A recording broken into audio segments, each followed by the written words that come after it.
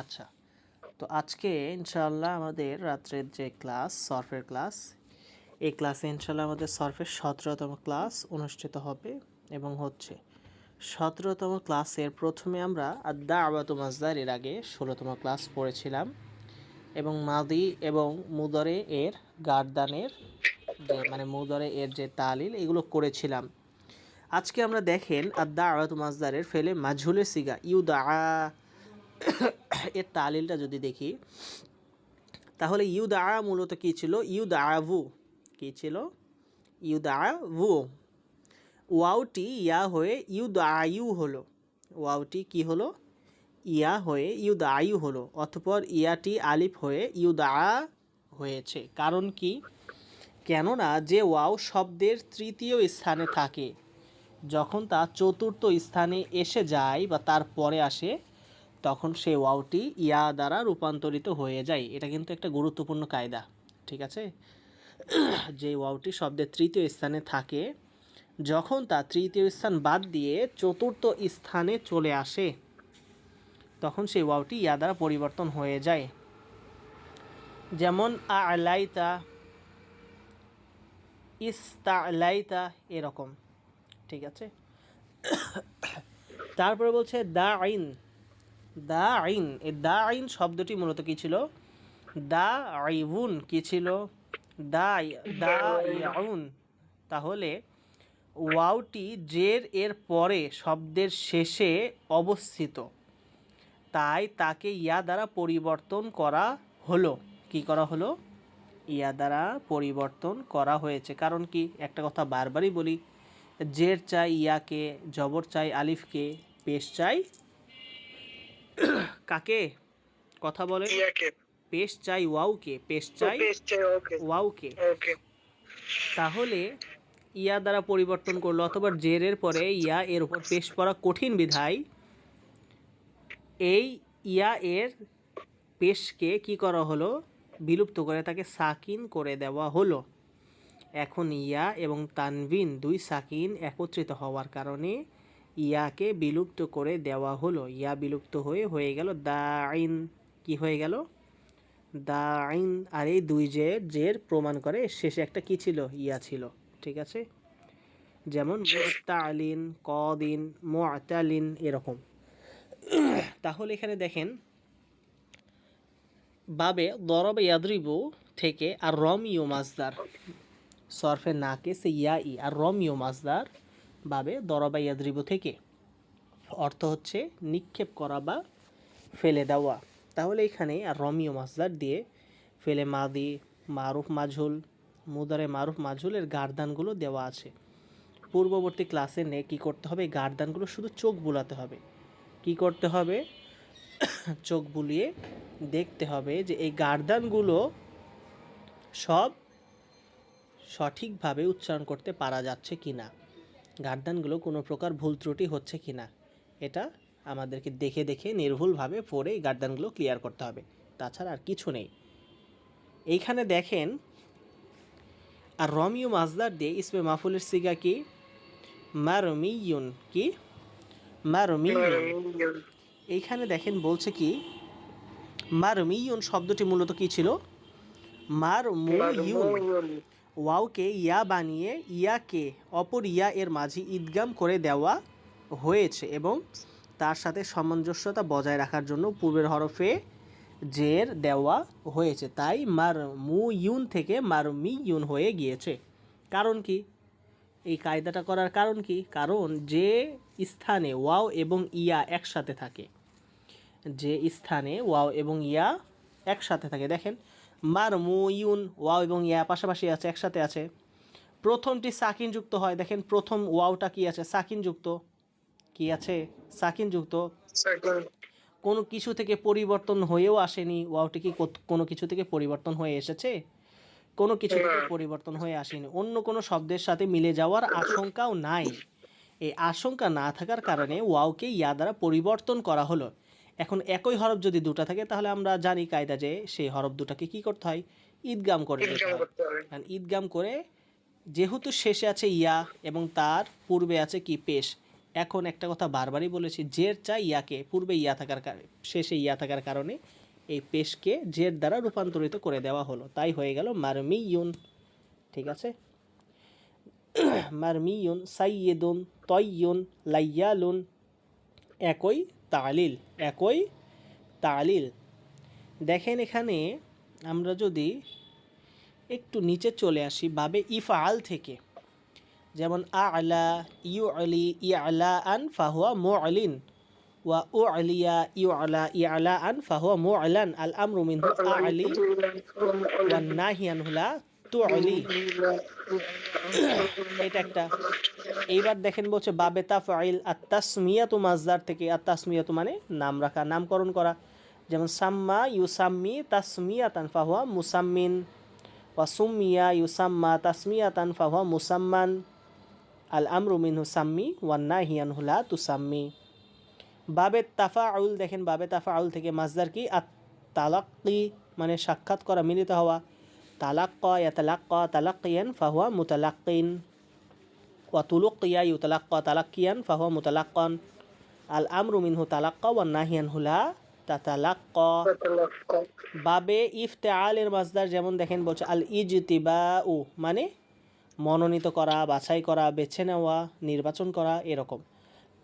তাহলে ইজতাবা ইয়াজতাবি ইজতিবা আন ফাহুয়া মুজতাবিন, ওয়া উজতুবিয়া ইউজতাবা ইজতিবা আন ফাহুয়া মুজতাবান, আল আমরু মিনহু ইজতাবি ওয়ান নাহি আনহু লা তাজতাবি।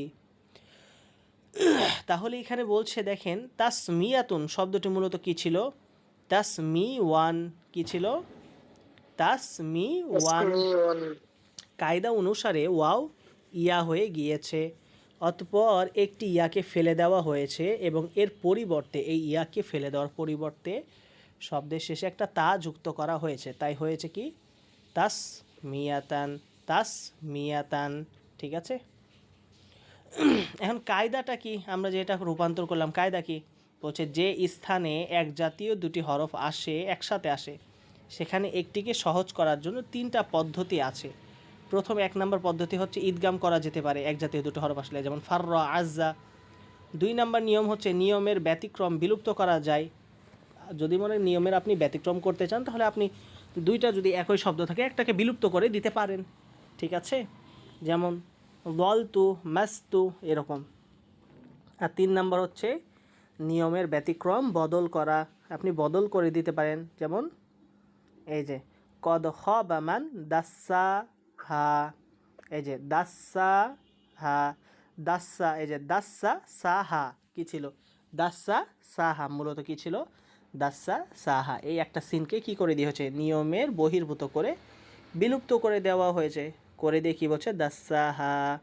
ঠিক আছে, এখন দেখেন বলছে তালাক্কিন শব্দটি মূলত কি ছিল? তালাক্কু গুন, তালাক্কু কোন কায়দাটি ব্যবহার করা হয়েছে তিনটার মধ্যে? এই তিনটার মধ্যে এই যে এইখানে দেখেন কি বলছে, ভালো করে লক্ষ্য করেন, অতঃপর ইয়াকে ফেলে দেওয়া হলো। বলছে কি দেখেন তাসমিয়াতুন শব্দটি মূলত কি ছিল? তাসমি ওয়ান।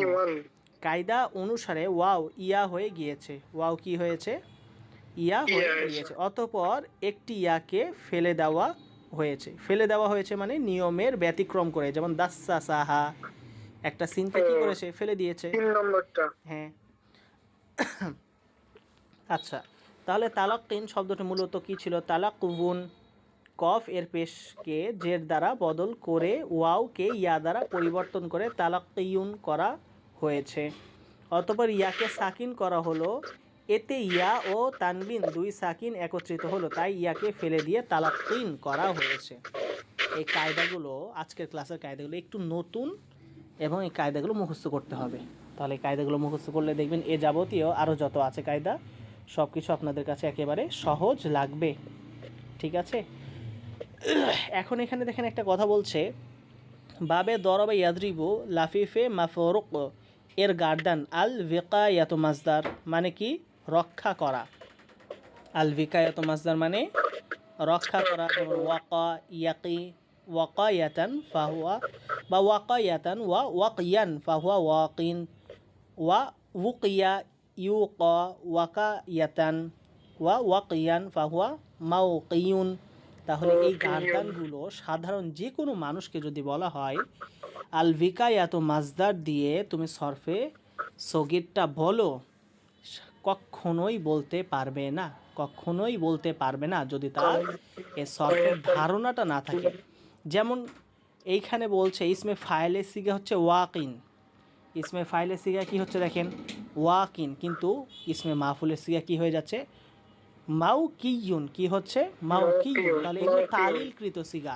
কেউ যদি এই বিষয়গুলো না পড়ে তাহলে এই তালিলকৃত সিগাগুলো কখনোই সে কী করতে পারবে না, এই তালিলকৃত সিগাগুলো সঠিক বলতে পারবে না। যেমন এখানে আমরের সিগা বলছে আল আমরু মিনহু কি ওয়ান নাহিয়ান হুলা তাকি, ঠিক আছে। তাহলে এই যে আল আমরু মিনহু কি, এই কি শব্দটা কিভাবে হলো এগুলো বলতে পারবে না। তারপর এখানে বলছে বাবে সামিয়া ইয়াসমাউ, ও তার গার্দান, যেমন আল ওয়াজিউ, আল ওয়াজিউ মাজদার, ওয়াজিয়া ইয়াউজা ওয়াজিয়ান ফাহুয়া ওয়াজিন, ওয়া ওয়ুজিয়া ইউজা ওয়াজিয়ান ফাহুয়া মাউজিয়ুন। আল আমরু মিনহু ইজা, আল আমরু মিনহু ইজা ওয়ান নাহিয়ান হুলা তাউজা, ঠিক আছে।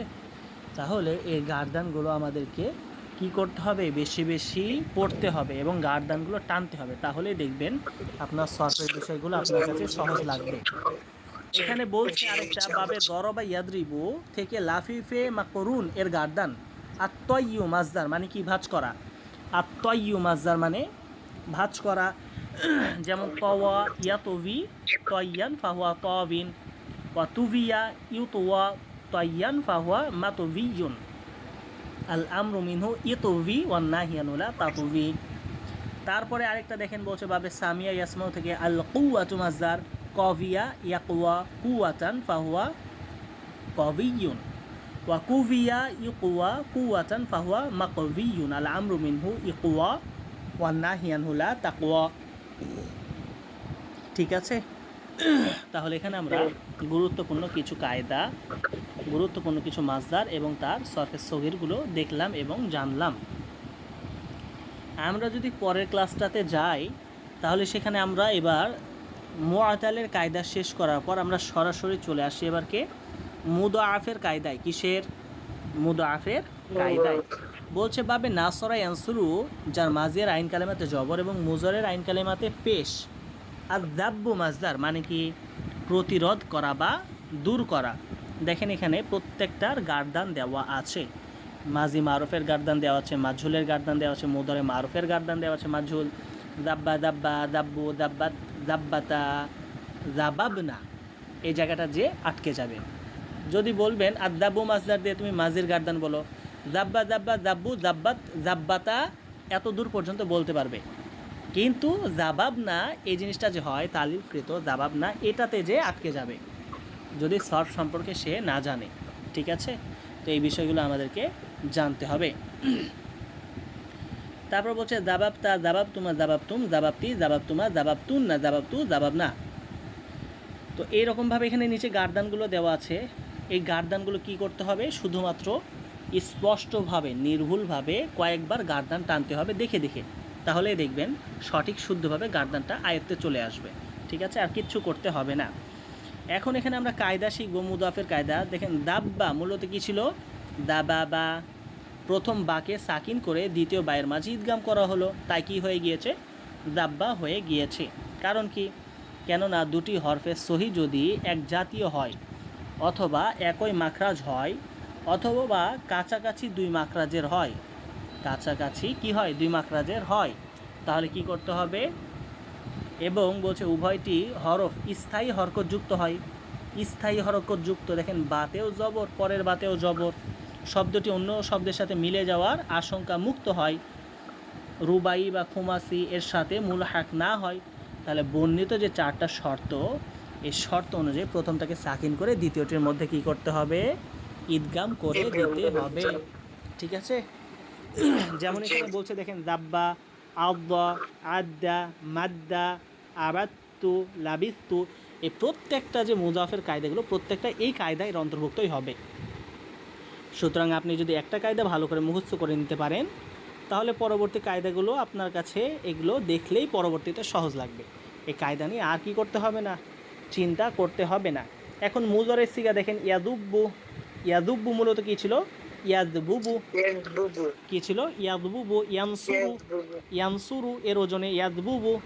ঠিক আছে, এইখানে বলছে প্রথম বাকে বা এর হরকত নকল করে পূর্বের হরফে দেওয়া হলো এবং বাকে অপর বায়ের মাঝে ঈদগাম করা হলো, তাই কি হয়ে গেল? ইয়াদুব্বু। মানে এটা হচ্ছে ঈদগামের কায়দা। আমরা মুদাফের বেশিরভাগ কায়দা ঈদগামের মধ্যে পাবো। ঠিক আছে, আর মুআতালের কায়দাগুলো ওয়াওকে ইয়া, ইয়াকে ওয়াও, জের থাকার কারণে ইয়া, জবর থাকার কারণে আলিফ, পেশ থাকার কারণে ওয়াও, এরকম কায়দাগুলোই পাবো। ঠিক আছে, আচ্ছা। এই যে এখানে বলছে লাম ইয়াদুব্বু, ইয়াদুব্বু যেই কায়দা, লাম ইয়াদুব্বু একই কায়দা। ইয়াদুব্বু বা লাম ইয়াদুব্বা কী ছিল? লাম ইয়াদবুব, এরকম পূর্বে যেই কায়দাটা পড়লেন এটাই একই, তার বেশি কিছু নেই। এখন বলছে দেখেন এখানে গুরুত্বপূর্ণ কিছু কথা বলছে, যেমন বাবে তাফআইল, তাফাউল এর মধ্যে ঈদগাম হয়নি, কারণ ঈদগাম একবার আসল বাবে হয়েছে। ঈদগাম কি? আসল বাবের মধ্যে একবার হয়ে গেছে, তাই এই বাবগুলোর মধ্যে আর ঈদগাম হবে না। বিষয়টা বুঝতে পেরেছেন? মানে কি, বাবে তাফআইল এর গার্দান কি? সররফা, মানে আইন কালেমা কি হয়? তাসদিদ যুক্ত হয়। এখন আমরা তো মূল এই যে হরফের মধ্যে ঈদগাম করে ফেলছি, তাই আর বাবে তাফিলের মধ্যে আর ঈদগাম করার আমাদের প্রয়োজন নেই। ঠিক আছে, এখন তালিল এক এখানে কিছু জরুরি কথা বলবে, যে আলিফ এর পূর্বের হরফ পেশ যুক্ত হয়, সে আলিফ কি হয়ে যায়? ওয়াও হয়ে যায়। যে কথাটা বারবার আমি শুরু থেকে আপনাদেরকে বলছি, পেশ চাই ওয়াওকে, জবর চাই আলিফকে, জের চাই ইয়াকে, এই কথাটাই বলছে। দেখেন যে পূর্বে যদি পেশ থাকে তাহলে আলিফটা কি হয়ে যাবে? ওয়াও হয়ে যাবে, এই কথাই বলেছে। তারপরে বলছে এখানে দেখেন, যদি কি চাই? জের থাকে তাহলে আলিফটা কি হয়ে যাবে? ইয়া হয়ে যাবে। তারপরে কি বলছে দেখেন 3 নাম্বার তালিল, যে হরফে মদ কিংবা হরফে লিন শব্দের তৃতীয় স্থানে আসে। শব্দের কোন স্থানে আসে? তৃতীয় স্থানে আসে।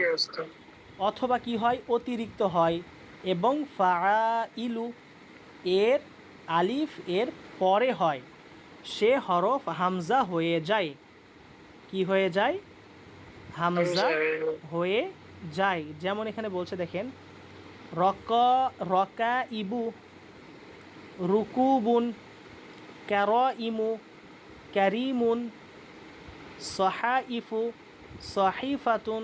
ঠিক আছে, এইরকম ভাবে ফাআলিলু এর আলিফের পরে হলে সেই হরফ হামজা হয়ে যায়। ঠিক আছে, যেমন ক্যারাইমু, এরকম রকা ইবু। বুঝতে পেরেছেন বিষয়টা? যদি মদ অথবা লিনের হরফ যেটা তৃতীয় স্থানে হয় এবং যদি ফাআলিলু এর আলিফের পরে আসে, তাহলে সেই হরফ হামজা হয়ে যায়। যেমন রকা ইবু, ক্যারাইমু, ফাআলিলু এর ওজনে, এরকম। 4 নাম্বার তালিল বলছে দেখেন, যে শব্দে বহু বচনের আলিফ দুটি ওয়াও বা দুটি ইয়া এর মাঝখানে আসে, সেখানে দ্বিতীয়টিকে হামজা দ্বারা বদল করতে হয়। যেমন খয়া ইরু, খয়রুন, আওয়া ইলু, আউয়ালুন মূলত কী ছিল? আওয়া ভিলু। এই যে আওয়া ইলু মূলত কী ছিল? আওয়া ভিলু। দুইটা ওয়াওয়ের মাঝখানে দেখেন একটা আলিফ হয়ে গিয়েছে। বিষয়টা বুঝতে পেরেছেন? দুইটা ওয়াও, এই ওয়াওয়ের মাঝে আলিফ হয়ে যাওয়ার কারণে দ্বিতীয় ওয়াওকে হামজা দ্বারা পরিবর্তন করেছে। আওয়া ভিলু থেকে হয়ে গেল আওয়া ইলু।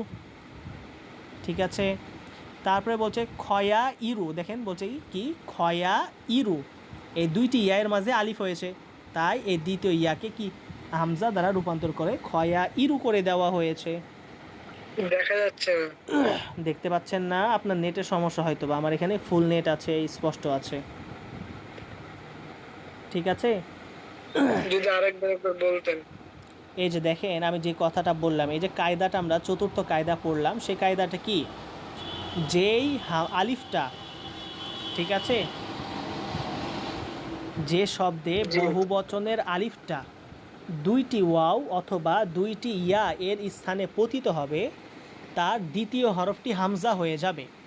যেমন দেখেন আওয়া ইলু, এই যে আওয়া ইলু, এটি মূলত কি ছিল? আওয়া ভিলু। কি ছিল? আওয়া ভিলু। তাহলে দুইটি ওয়াওয়ের মাঝখানে একটা আলিফ কি হয়েছে? পতিত হয়েছে। তাহলে কায়দা অনুযায়ী দ্বিতীয় ওয়াওটা হামজা হয়ে যাবে। এই কারণে আওয়া ভিলুটা কি হয়ে গেল? আওয়া ইলু। আওয়া ইলু। আচ্ছা, তারপরে দেখেন বলছে খয়া ইরু, খয়া ইরু, তাহলে দুইটা ইয়া এর মাঝখানে একটা আলিফ হয়েছে। এই দুইটা ইয়া এর মাঝখানে আলিফ হওয়ার কারণে দ্বিতীয় ইয়াটা হামজা হয়ে গিয়ে খয়া ইরু হয়ে গিয়েছে। বিষয়টা বুঝতে পেরেছেন? জি। আর পঞ্চম নাম্বার বলছে কি দেখেন, যে ওয়াও শব্দের শুরুতে আসে এবং তা জের কিংবা পেশ যুক্ত হয়, সে ওয়াওকে হামজা দ্বারা পরিবর্তন করতে হয়। কি করতে হয়? হামজা দ্বারা পরিবর্তন করতে হয়। যেমন উজুহুন মূলত কি ছিল? ভুজুহুন, ওয়াওকে আল হামজা দ্বারা পরিবর্তন করলো। উক্কিলাত মূলত কি ছিল? ভুক্কিলা, উক্কিতাত। এই যে দেখেন উক্কিতাত মূলত কি ছিল? ভুক্কিতাত। ইশাহুন মূলত কি ছিল? ভিশাহুন। তাহলে যেই ওয়াওটা শব্দের শুরুতে আসবে এবং তা যদি জের এবং পেশের দ্বারা হয়, পেশযুক্ত হয়, তাহলে সেই ওয়াওকে হামজা দ্বারা পরিবর্তন করতে হবে। ঠিক আছে? তারপরে এখানে আরেকটা কায়দা দেখেন, বলছে আহাদুন মূলত কি ছিল? ওয়াহাদুন। ওয়াওটা কি হয়েছে? শব্দের শুরুতে জবরযুক্ত হয়েছে, তাই ওয়াওকে হামজা দ্বারা আলিফ দ্বারা পরিবর্তন করা হয়েছে। ঠিক আছে? তারপর এখানে বলছে যেই ওয়াও বহু বচনের ক্ষেত্রে আলিফ ও জেরের মাঝখানে আসে এবং এক বচনের ক্ষেত্রে তা সাকিন হয়, সেই ওয়াও ইয়া হয়ে যায়। যেমন হিয়াদুন মূলত কি ছিল? হাউদুন। ঠিক আছে? তারপর বলছে রিয়াদুন, রৌদুন মূলত কি ছিল? হিওয়াদুন। এই যে হিয়াদুন মূলত কি ছিল? হিওয়াদুন। এই যে হিয়াদুন, ইয়া আলিফ দাদ, হিয়াদুন মূলত কি ছিল? হিওয়াদুন। ঠিক আছে? রিয়াদুন মূলত কি ছিল? রিওয়াদুন। তাহলে যে ওয়াওটা বহু বচনের আলিফ অথবা জের এর মাঝখানে আসে, এই যে দেখেন ওয়াওটা কি হয়েছে? জের এর মাঝখানে এসেছে। ঠিক আছে? তাহলে সে ওয়াওটা ইয়া হয়ে গিয়েছে। যেমন রিয়াদুন, হিয়াদুন, এরকম। আর 7 নম্বর তালিল বলছে মুআতালে লাম ওয়াবি মানে মেসালা জফ নাকেস, নাকেসে ওয়াবি এর যে বহু বচন যেমন ফুআউলুন এর ওজনে আসে, সেখানে উভয় ওয়াওকে ইয়া বানানো হবে এবং তার পূর্বের হরফের জের দেওয়া হবে সহজে উচ্চারণ করার জন্য। যেমন দুলিয়ুন, হুকিয়ুন মূলত কি ছিল? হুকুবুন, দুলুবুন। ঠিক আছে? এই ওয়াওকে ইয়া দ্বারা পরিবর্তন করে দুলিয়ুন, হুকুবুন, এই ওয়াওকে ইয়া দ্বারা পরিবর্তন করে হুকিয়ুন করা হয়েছে। এখন এখানে দেখেন বলছে বাব সমূহের বৈশিষ্ট্যাবলী, মানে বাবের খাসিয়াতগুলো বলছে। ঠিক আছে? বাবে দরবা ইয়াদ্রিবু, নাসরা ইয়ানসুরু, সামিয়া ইয়াসমাউ এর বিশেষ কোনো খাসিয়াত বা বৈশিষ্ট্য নেই। ব্যাপক অর্থে এগুলো ইস্তেআমাল বা ব্যবহৃত হয়। তবে বাবে ফাতাহা ইয়াফতাহু এর খাসিয়াত বা বৈশিষ্ট্য হলো সর্বদা তার আইন কিংবা লাম কালেমা এর মধ্যে হরফে হালকি হতে হবে। বাবে ফাতাহা ইয়াফতাহু এর বৈশিষ্ট্য হলো তার আইন কালেমা অথবা লাম কালেমা এর মধ্যে হরফে হালকির কোনো একটি হরফ হতে হবে। হরফে হালকি মানে হামজা হা, আইন হা, গইন খ। ঠিক আছে?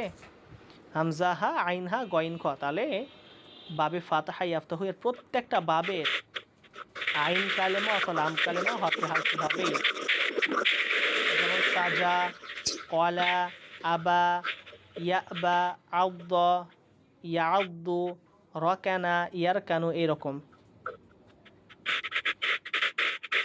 এখন এই যে আমি এখানে কিছু শব্দ উল্লেখ করলাম, এই সিগাগুলোতে হরফে হালকি এর কোনো হরফ না থাকা সত্ত্বেও এগুলো বাবে ফাতাহা ইয়াফতাহু এর মধ্যে ব্যবহার হয়, তবে এর ব্যবহার খুবই কম।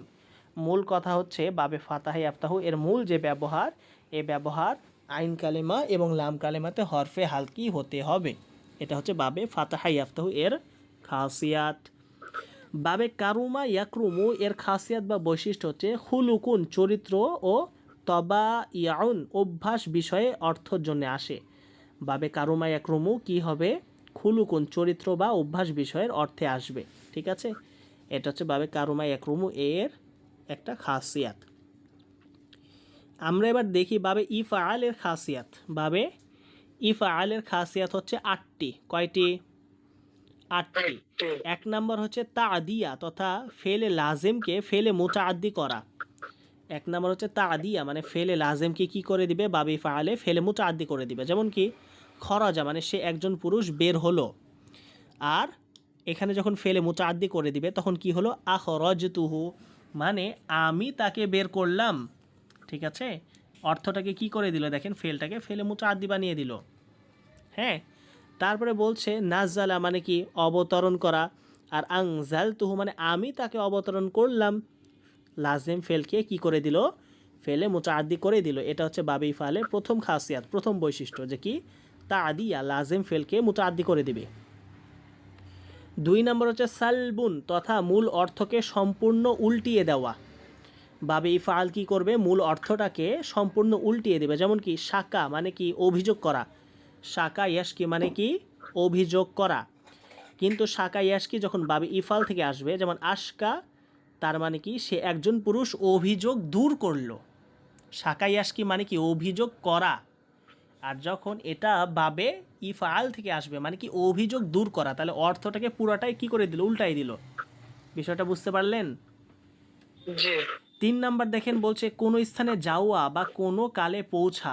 বাবে ইফালের অর্থটা কি হবে, খাসিয়াত, আরেকটা খাসিয়াত হচ্ছে কোনো স্থানে যাওয়া অথবা কোনো কালে পৌঁছা। যেমন আসবাহা সে একজন পুরুষ সকালবেলা পৌঁছালো, আরক সে একজন পুরুষ ইরাকে পৌঁছালো, তাহলে পৌঁছানো এর অর্থ বুঝাবে। ঠিক আছে। 4 নাম্বার দেখেন বলছে কোনো দ্রব্য আসা বা পৌঁছা। ঠিক আছে, যেমন বলছে আলামা সে তিরস্কারের যোগ্য হলো, মানে এখানে একটু ভুল করেছে। এখানে 4 নাম্বার বৈশিষ্ট্য হচ্ছে যে ধমক বা তিরস্কার যোগ্য হওয়া, যেমন আলামা মানে তিরস্কারের যোগ্য হলো এরকম। 5 নাম্বারটা হচ্ছে ফেলের মাদ্দাহকে কোনো কিছু দেওয়া। ফেল বা ক্রিয়া এর মাদ্দাহ মূল, এই মাদ্দাহ মূলকে কোনো কিছু দেওয়া। যেমন আকবারহু সে তাকে কবরস্থান করলো বা কবরে দিল। ঠিক আছে, তাহলে কবারুন এই শব্দটা মূল মাদ্দা, একে কি করলো, কবর দিয়ে দিল, তাহলে মূল মাদ্দাকে কিছু দেওয়া। 6 নম্বর হচ্ছে কোনো দ্রব্যের মালিক হওয়া। লাবানুন মানে দুধ, তখন লাবানা এ লাবানুন যখন বাবে ইফাল থেকে আসবে, আলবানা মানে কি সে দুধের মালিক হলো, মালিক হওয়া বোঝাবে। 7 নম্বর হচ্ছে কোনো বস্তুকে বা কাউকে কোনো গুণ এর উপরে পাওয়া, কোনো গুণের উপরে পাওয়া। যেমন হামিদা ইয়াহমাদু মানে কি প্রশংসা করা। আর যখন বাবে ইফাল থেকে আসবে আহমাদ তুহু মানে আমি তাকে প্রশংসিত পেয়েছি, মানে প্রশংসা করা অবস্থায় তাকে আমি পেয়েছি, তাহলে কোনো গুণের উপরে পাওয়া বোঝায়। আর 8 নাম্বার হচ্ছে সুলাসি মুজাররদ, এর অর্থ সুলাসি মাজিদ ফিহি এর মধ্যে অন্য অর্থ হওয়া। ঠিক আছে, যেমন শাফাক, এখানে এটা যদি বাবে ইফাল থেকে আসে আশফাক মানে কি সে ভয় পেল, আর শাফাক মানে সে দয়া করলো, তাহলে অর্থটা কি হয়ে গেল, পরিবর্তন হয়ে গেল। ঠিক আছে, শাফাক মানে সে দান করল, দয়া করলো। আর যদি বাবে ইফাল থেকে আসে আশফাক মানে সে ভয় পেল, আকাহা মানে সে, আলাহা আলাহা মানে সে পেরেশান করলো, আর লাহা মানে সে বারবার চাইতে লাগলো। তাহলে অর্থটা কি হয়ে গেল দেখেন, পরিবর্তন হয়ে গেল। এই 8টা যে 8টা আমরা পড়লাম, এই 8টা হচ্ছে বাবে ইফআলের বৈশিষ্ট্য বা খাসিয়াত। ঠিক আছে, এই 8টা খাসিয়াত আমাদেরকে মুখস্থ রাখতে হবে, স্মরণে রাখতে হবে, তাহলে অর্থ তোলার ক্ষেত্রে আমাদের অর্থে ভুল যাবে না। আর এখানে আমরা আজকের ক্লাসের শেষ যেটি জানবো সেটা হচ্ছে বাবে তাফআইলের খাসিয়াত। বাবে তাফআইলের 6টি খাসিয়াত, আজকের ক্লাসে আমরা 3টা খাসিয়াত জানবো। বাবে ইফালের মতোই মোটামুটি অনেকটা বাবে তাফিলের খাসিয়াতগুলো, যেমন হচ্ছে তাদিয়া, যেটা একটু আগে আমরা পড়লাম, ফেলে লাজেমকে ফেলে মুতাআদ্দি বানানো। যেমন খরজা মানে কি সে একজন পুরুষ বের হলো, আর খরজতুহু মানে আমি তাকে বের করে দিলাম, তাহলে ফেলে লাজেমটাকে ফেলে মুতাআদ্দি বানানো। এটা হচ্ছে 1। 2 নম্বর হচ্ছে মুবালাগা মানে হচ্ছে অতিরিক্ত অর্থ করা, অতিরিক্ত অর্থ করা। কতা ইয়াকতাউ মানে কি কাটা, কতা ইয়াকতাউ মানে কি কাটা। আর যখন এই কতা এই ফেলটা বাবে তাফাইল থেকে আসবে, যেমন কত্তাতুহু আমি একে টুকরা টুকরা করলাম, অর্থটা টুকরা টুকরা করে সংখ্যাটা বেশি হয়ে গেল না, তাহলে এই কথাই বলছে মুবালাগা মানে অর্থটা বেশি হয়ে যাওয়া, অতিরিক্ত হওয়া। তাহলে কত আতুহু আমি তাকে টুকরা টুকরো করে কাটলাম। বিষয়টা বুঝতে পারলেন? জি। আর 3 নাম্বার হচ্ছে সালব বা মূল অর্থ সম্পূর্ণ বিপরীত করে দেওয়া, দূর করে দেওয়া। যেমন এখানে বলছে দেখেন, ফাদিয়াত আইনুহু, ফাদিয়াত, বা এখানে সরি একটু ভুল করছে, যেমন বলছে কদিয়াত আইনুহু মানে তার চক্ষু এর মধ্যে কঙ্কর বা পাথর ঢুকলো। কদিয়াত আইনুহু মানে তার চোখের মধ্যে কঙ্কর ঢুকলো। কদিয়াত, কদিয়া ইয়াকদাউ বাবে সামিয়া ইয়াসমাউ, কিন্তু এটা যদি বাবে তাফাইল থেকে আসে তাহলে কি বলছে, কদ্দাই তো আইনাহু, আমি তার চক্ষু হতে কঙ্কর বের করলাম। একটা হচ্ছে কঙ্কর ঢুকলো, আর বাবে তাফিল থেকে আসলে অর্থ হয় বের করে দিলাম। তাহলে অর্থটা কি হয়ে গেল, পুরাপুরি বিপরীত হয়ে গেল। পুরাপুরি কি হলো, বিপরীত হয়ে গেল। তাহলে এখানে আজকের ক্লাসে আমরা বাবে তাফিলের 3টা খাসিয়াত জানলাম। ইনশাল্লাহ পরবর্তী ক্লাসে আমরা বাবে তাফাইলের আর 3টা খাসিয়াত সহ আরও যে বাবগুলো আছে সেই বাবের খাসিয়াতগুলো নিয়ে আলোচনা করব ইনশাআল্লাহ। ঠিক আছে, তো আজকের ক্লাসটা এ পর্যন্তই। যেই আমরা 3 এখানে নম্বর লাফিফের কায়দাগুলো জানলাম, এই লাফিফের কায়দাগুলো, নতুন নতুন যে কায়দাগুলো তালিলগুলো আমরা জানলাম, এই তালিলগুলো, এবং বিশেষ করে এই যে আজকের ক্লাসে আমরা এই বাবে ফাতাহা ইয়াফতাহু, বাবে কারুমা ইয়াকরুমু, ঠিক আছে, তারপরে এই যে বাবে ইফআল, বাবে তাফিলের খাসিয়াতগুলো আছে, এগুলো খুব ভালো করে স্মরণে রাখবো, মুখস্থ করে রাখবো, আয়ত্ত করে রাখবো। তাহলে আমাদের অর্থ তোলার ক্ষেত্রে বাবের খাসিয়াতগুলো জানার ক্ষেত্রে আমাদের সহজ লাগবে। ঠিক আছে, বাবে তাফিলের যেটা 3 নাম্বার খাসিয়াত সালব, তো এখানে কদিয়াত আইন আইনাহু আইনুহু, এখানে আইনুহু, চক্ষুতে, হুম, তো এখানে চক্ষুতে কঙ্কর ঢুকলো, তো এটা তো মাজহুলের অর্থ হয়ে যাচ্ছে, আর সেকে দেওয়া আছে মারুফের। কোনটা? এই যে কদিয়াত আইনুহু, তো এখানে ফেলে মাদি ব্যবহার করা হয়েছে, তো হ্যাঁ, অনুবাদ তো মাজহুলের হয়ে যাচ্ছে। মাঝহুলের কিভাবে করে হলো, মাঝহুল কিভাবে করে হলো আপনি আমাকে বলেন। তার তার চোখে পাথর ঢুকলো, তাহলে এটা মাঝহুল কিভাবে হলো? বিষয়টা আমি বুঝতে পারলাম না। যদি দ্বারা বোঝাতো যে তার চোখে পাথর ঢোকানো, এত দ্বারা পাথর ঢোকানো হলো বা এই যাবতীয় কিছু বুঝলে না, মাঝহুলটা হইতো। কিন্তু এখানে তো তার চোখে পাথর ঢুকলে, এটা তো মাঝহুলের অর্থ হওয়ার কথা না। কিভাবে করে মাঝহুল বুঝছেন? এটা মারুফি আছে, হ্যাঁ, এটা মারুফি আছে। কদিয়াত ফেলে মারুফ, আইনু হু তার হচ্ছে ফাইল। ঠিক আছে, যে আচ্ছা, তাহলে এই যে আজকে ক্লাসের পড়াটা হলো এগুলো অবশ্যই পড়বেন। আর ইনশাল্লাহ কালকে আমাদের নাহু সরফ অ্যাডভান্স কোর্স 4র্থ ব্যাচের শেষ ক্লাস অনুষ্ঠিত হবে। দুপুর 2টায় আমাদের নাহুর ক্লাস অনুষ্ঠিত হবে এবং ঠিক রাত 10টায় আমাদের সরফের শেষ ক্লাস অনুষ্ঠিত হবে। সুতরাং কালকের ক্লাসে অবশ্যই সকলে উপস্থিত থাকবেন, যুক্ত থাকবেন। কালকের ক্লাসটা কেউই মিস দিবেন না। কালকে আমাদের শেষ ক্লাস। এতদিন ধরে আমরা আমাদের ক্লাসগুলোতে যুক্ত আছি, তো কালকের ক্লাসটাতে ইনশাল্লাহ আমরা পরিসমাপ্তি ঘোষণা করব। আপনাদের সকলের জন্য আল্লাহর দরবারে দোয়া করব এবং সুষ্ঠুভাবে সুন্দরভাবে আমাদের কোর্সের ক্লাসটা শেষ করার চেষ্টা করব। সুতরাং কালকের গুরুত্বপূর্ণ যে 2টা ক্লাস, দুপুরের ক্লাস এবং রাতের ক্লাস, প্রত্যেকেই এই ক্লাস 2টা অ্যাটেন্ড করার, উপস্থিত থাকার চেষ্টা করবেন। তো আজকের ক্লাস আমাদের এ পর্যন্ত। এখন কারো কোনো প্রশ্ন থাকলে আপনারা বলেন।